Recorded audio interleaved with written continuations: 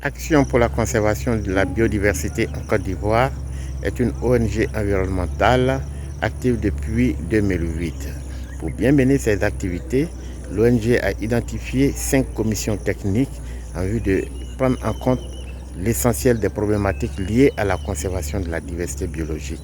Chaque commission va vous présenter sa vision. Aujourd'hui, c'est la journée mondiale de la biodiversité. À travers l'ONG ACB Côte d'Ivoire, dénommée Action pour la conservation de la biodiversité, nous essayons, à travers la commission 1, de lutter pour la sauvegarde des ressources halieutiques. Parvenir à cet objectif, c'est protéger les écosystèmes contre toute forme de pollution d'origine anthropique et également lutter contre les pêches INN.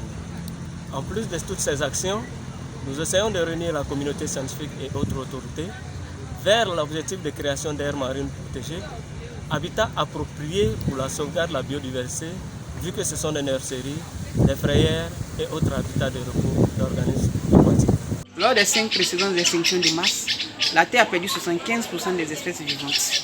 Le rythme actuel est plusieurs centaines de fois plus rapide que la moyenne des 10 millions d'années qui viennent de s'écouler. À cette vitesse, et si rien n'est fait, la barre des 75% d'extinction pourrait être atteinte en seulement quelques centaines d'années.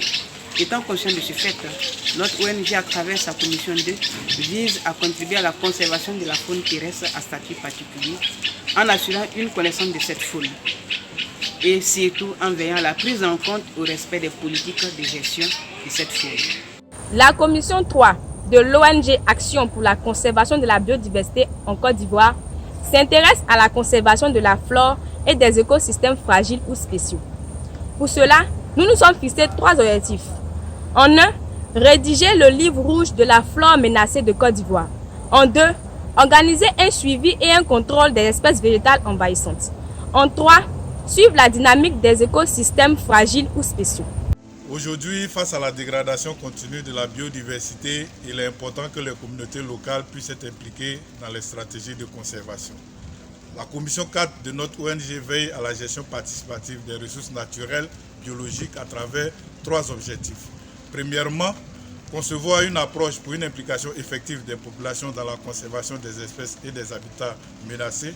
Deuxièmement, proposer un mécanisme de prise en compte des connaissances locales dans les stratégies de conservation des ressources naturelles.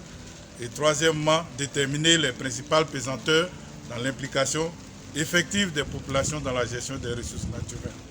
Les humains sont les principaux auteurs de l'érosion actuelle de la biodiversité à travers la déforestation, l'urbanisation incontrôlée, l'exploitation minière et forestière non durable, les braconnages et bien d'autres activités pour subvenir à leurs besoins, ailleurs comme ici en Côte d'Ivoire.